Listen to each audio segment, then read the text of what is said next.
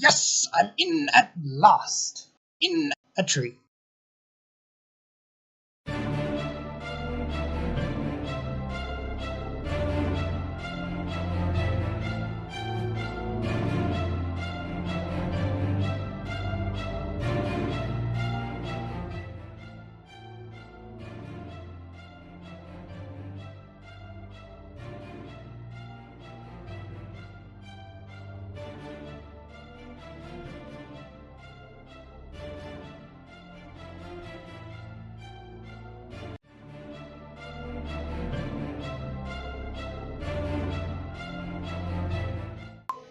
Lovely. Invincible bloody tree.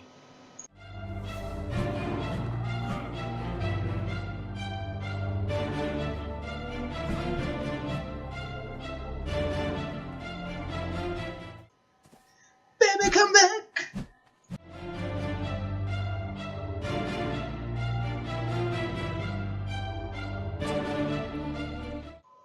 Ooh, look, shiny!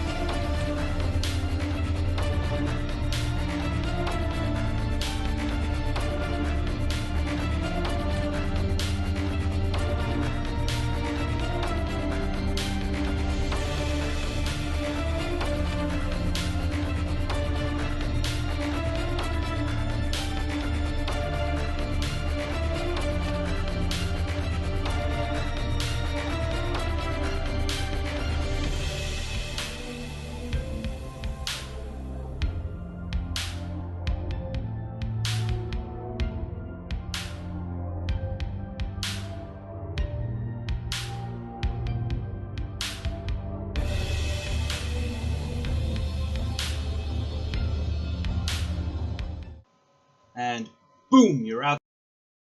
Okay, well, enough of the semantics. Let's get to the whole point of this. Is Ark worth it? Well, since we've had it, there's been really a ton of updates. They've been working hard at it, thankfully. Luckily, it's not one of those deadbeat beta releases that Steam has had so many of. The modding for it is quite good, actually. It's a whole bunch of mods. There's really a few very good mods. There's a few we'd recommend to start with. I mean, some of the settings on setting up your own server are reversed and just do not make sense. The naming conventions are a bit strange. Like player resistance. The higher that is, the more damage you take. Now that was lovely to find out. Punch a tree and you die. Let's get into the mods. Obviously, like I said, we need a stacking mod to start with. We recommend the 2,500 at least stack. It makes life a little easier, especially with resources. And then if you want to have fun messing around, try the Avatar. Avatar's not bad.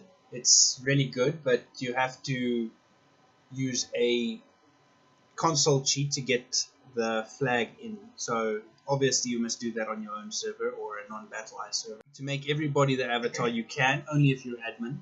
Obviously you must be admin to get the flag in the first place.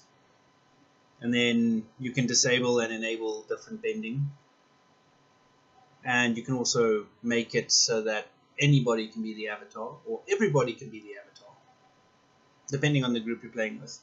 The avatar has some really good perks, doubles up on a lot of stats that you have. Nicest one is carry twice as much. The resistance to the elements is also very good. Yeah, that was also true. Seeing as if you start Scorched Earth, you just start burning to death before you can even get a house up, or a roof up, or anything.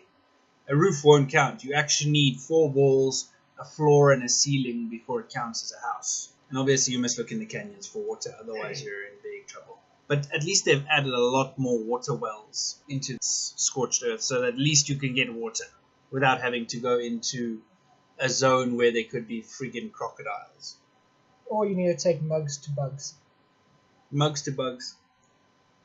Amazing. You are naked in the desert and you find a water bug, and all of a sudden you have a wooden mug when you drink out of him. It seems strange. It's magic. What's wrong with magic? We won't comment about magic. There's a few other mods. I generally like to have pain and suffering from creatures. So we're looking at the mystical mod where you get a Cyclops. Luckily he's slow, so he's not too difficult to kill if you are the Avatar. I wouldn't recommend this mod unless you have some serious weapons going for you. Werewolves are fast. You need to beat 2 people to try and kill a werewolf. Like I said, unless you are packing some serious hardware.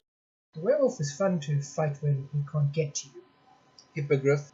That one I don't remember how much. Just saw it, killed it, mistook it for one of the other birds. You get some really funky dragons in there. It's not the most amazing, but they do stand out. And then you get stupid dragons.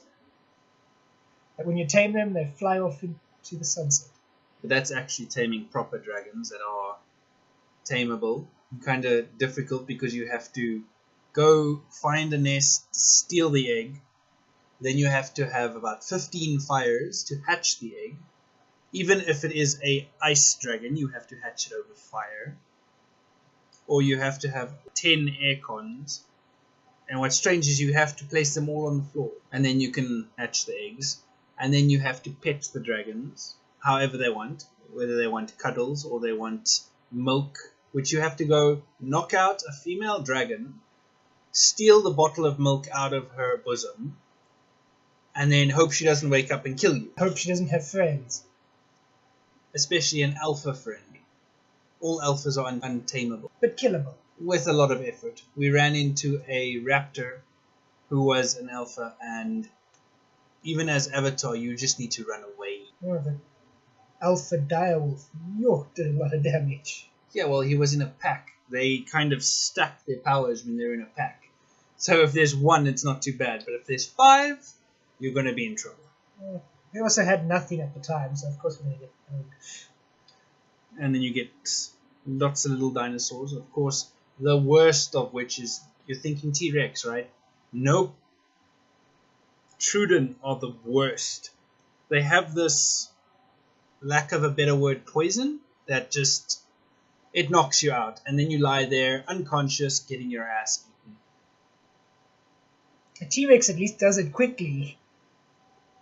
I've tamed literally dozens of raptors, and it doesn't matter how many you have. If there's a troop of Truden, they're dead.